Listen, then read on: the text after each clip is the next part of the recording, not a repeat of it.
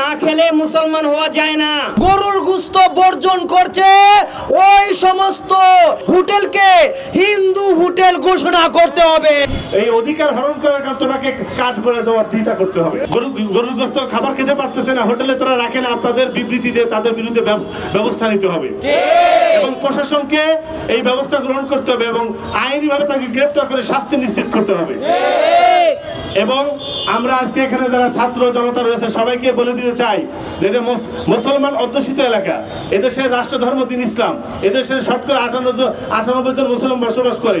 অতএব যারা এই গরু গোশত রাখে না, নবী ঝুলিয়ে রাখে, এরা মূলত মুসলমানদের বিরোধিতা করে, হিন্দুত্ববাদী কায়েম করতে চায়, ভারতের দালালি করে। এরা অখণ্ড ভারতেরও বিশ্বাসী এবং এরা ইসকনের দালাল। এজন্য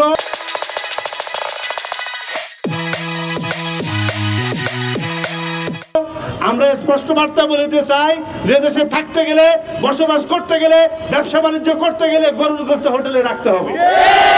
আর যদি গরুর গোশত না রাখো তাহলে তোমার হোটেলের আগে লিখে দেয় যে হিন্দু হোটেল, আমাদের কোনো অসুবিধা নাই।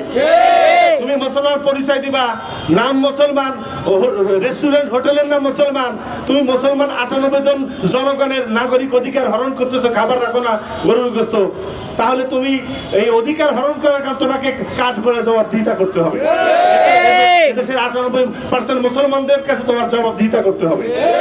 তো আপনারা যে যেখানে আছেন শুনতে পাচ্ছেন, আজকে আপনাদের প্রতি উদাত্ত আহ্বান, যে সমস্ত রেস্টুরেন্ট হোটেল গরুর গোশত রাখে না, আপনারা তাদেরকে গরুর গোশত আন্তরিকভাবে বোঝায় রাখানোর ব্যবস্থা করবেন।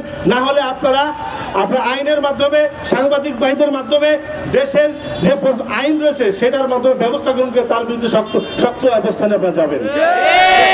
তারা প্রকাশ্যে মুসলমানদের মসজিদ মাদ্রাসা ভেঙে দিচ্ছে, তারা প্রকাশ্যে রাস্তার মধ্যে মুসলমানদেরকে জবাই করে শহীদ করতেছে। ওই উগ্রপন্থী মোদির দালালরা, মোদির দূষররা, তারা মুসলমান বোনদের ইজ্জত সম্মান নষ্ট করতেছে।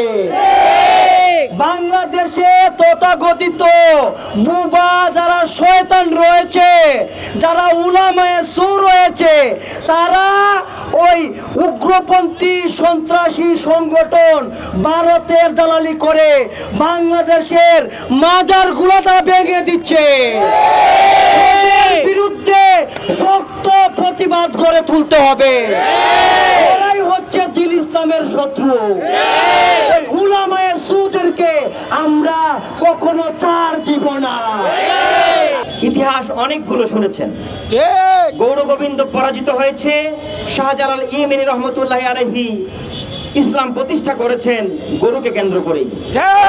শুনেছেন বল্লাল সেন পালিয়ে গেছে, বাবা আদর্শ রহমতুল্লাহ শহীদ হয়েছেন, কিন্তু প্রতিষ্ঠিত হয়েছে ইসলাম। আপনারা কি জানেন যেখানে আমরা দাঁড়িয়ে বক্তব্য দিচ্ছি এই হযরত গোলাপ শাহ রহমতুল্লাহ আলাইহি, ওনার সঙ্গে গরু কুরবানির ইতিহাস জড়িত আছে। সামনে আছে ফুল শাহ রহমতুল্লাহ আলাইহি, যার নামে হয়েছে ফুলবাড়িয়া। পিছনে আছে পীর ইয়েমেনি মালিক শাহ রহমতুল্লাহ আলাইহি। সবার এদেশে আগমনের সঙ্গে গরু কুরবানি জড়িত। গরুকে বারবার সব সময় মুশরিকরা তাদের মা বলে, দেবতা বলে। এটা কিন্তু তারা পূজার জন্য বলে না, এটাকে তারা ব্যবহার করে মুসলমানদের বিরুদ্ধে শত্রুতার হাতিয়ার হিসেবে। বলছি, হিন্দু ধর্মের বড় একটা পূজনীয় দেবতা হচ্ছে কৃষ্ণ। এই কৃষ্ণ রুক্মিণীকে বিয়ে করেছিল, 1 লক্ষ গরু জবাই করেছিল। তখন কিন্তু হিন্দুরা গরু কুরবানির বিরুদ্ধে কথা বলে না। আর যখন মুসলমানরা পবিত্র দিন ইসলামে আল্লাহ পাক ওনার আদেশ গরু জবাই করা, আপনারা বলতে পারেন আল্লাহ পাকের আদেশ আছে? হ্যাঁ আছে। সূরা বাকারার মধ্যে, বাকারা মানে হচ্ছে গরু, ইন্নাল্লাহা ইয়ামুরুকুম আন তাযবাহা বাকারা, ইন্নাল্লাহা নিশ্চয়ই আল্লাহ পাক তোমাদেরকে আদেশ দিচ্ছেন, ইয়ামুরুকুম আন তাযবাহা বাকারা, তোমরা যেন অবশ্যই গরু জবাই করো। মুসলমানকে গরু জবাই করতেই হবে। জবাই করে কি গরুটা ফেলে রাখবে না খাবে? তাহলে গরু খাইতেও হবে। গরু না খেলে মুসলমান হওয়া যায় না। এটা আবার কেমন কথা? হ্যাঁ, এটাই সত্য কথা।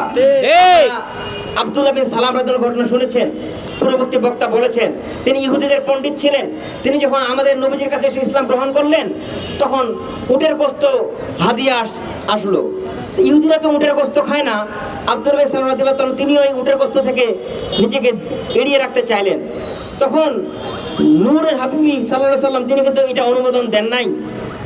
আল্লাহ পাক আয়াত নাজিল করেছেন যে যদি ইসলামে প্রবেশ করতে হয় তাহলে পরিপূর্ণ প্রবেশ করো, উটের গোশত না খেলে মুসলমান হওয়া যাবে না। তাহলে এই অঞ্চলে যেখানে গরুকে দেবতা মনে করা হয় সেখানে গরুর গোশত না খেলে মুসলমান হওয়া যাবে না। আমাদেরকে যারা গরুর গোশত খাওয়ায় না তারা কারা জানেন? তারা কিন্তু ভিতরে ভিতরে হিন্দু।